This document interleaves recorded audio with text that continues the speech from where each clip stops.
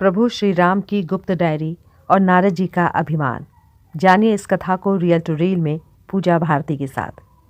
एक बार की बात है, वीणा के तारों को झंझनाते हुए मुख पर नारायण नारायण का जाप करते हुए देवर्षि नारद बैकुंठ धाम में प्रभु श्री राम के द्वार पर पहुँचे। द्वार पर उन्होंने देखा कि स्वयं पवन पुत्र जी पूरी निष्ठा के साथ पहरा दे रहे हैं। नारद जी ने निकट जाकर पूछा, हनुमान, प्रभु इस समय क्या कर रहे हैं? क्या मैं उनसे मिल सकता हूँ?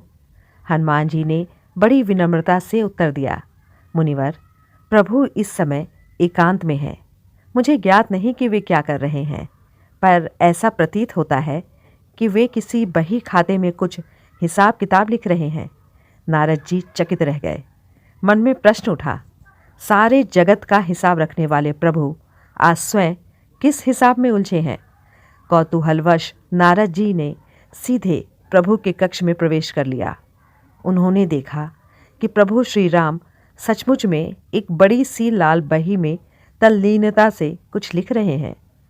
नारद जी ने प्रणाम किया और पूछा, प्रभु आप और बही खाता? यह काम तो किसी मुनीम या चित्रगुप्त का है। आप स्वयं क्यों कष्ट कर रहे हैं? श्री राम ने मुस्कुराते हुए कहा, नारद, ये मेरा निजी काम है, इसे मैं किसी और को नहीं सौंप सकता। नारद जी का कौतूहल और बढ़ गया। उन्होंने पूछा, प्रभु इसमें ऐसा क्या विशेष है? प्रभु बोले, नारद, इस बही में मैं अपने उन अनन्य भक्तों के नाम लिख रहा हूँ जो हर पल मुझे भजते हैं।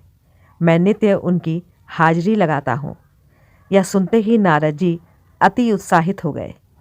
उन्होंने तुरंत आग्रह किया, प्रभु जरा दिखाइए तो, क्या मेरा नाम है इसमें?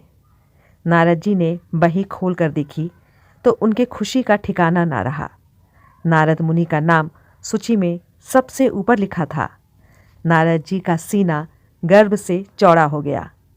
उन्हें लगा कि उनसे बड़ा भक्त इस त्रिभुवन में कोई नहीं। किंतु अगले ही पल उनकी दृष्टि पूरी सूची में दौड़ी।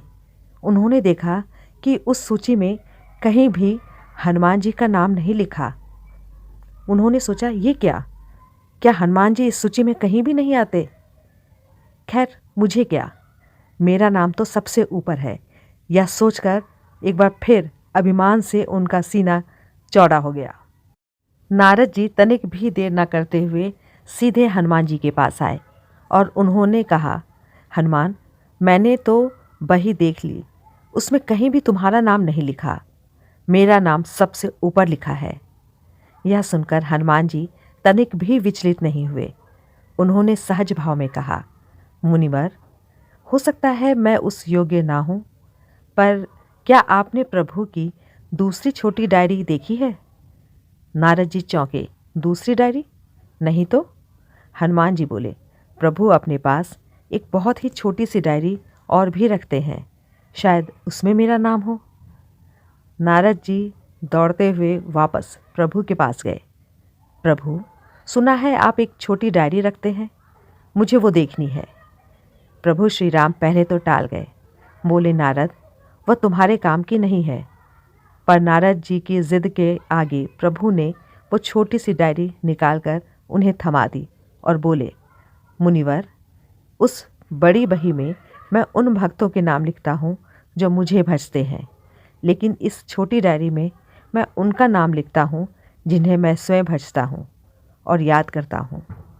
नारद जी ने कांपते हाथों से डायरी खोली। उसमें सबसे ऊपर एक ही नाम लिखा था, हनुमान। यह देखते ही नारद जी का सारा अभिमान चूर चूर हो गया। वो समझ गए कि जिह्वा से राम राम रटने वाले प्रभु को प्रिय हैं, लेकिन जो भक्त प्रभु को अपने रोम रोम में बसा लेते हैं, प्रभु स्वयं उनके भक्त हो जाते हैं। भक्ति दो प्रकार की होती है। जप प्रधान, जो भगवान को याद करते हैं, उनका नाम प्रभु की बड़ी डायरी में है, और दूसरा प्रेम प्रधान, जिन्हें भगवान स्वयं याद करते हैं।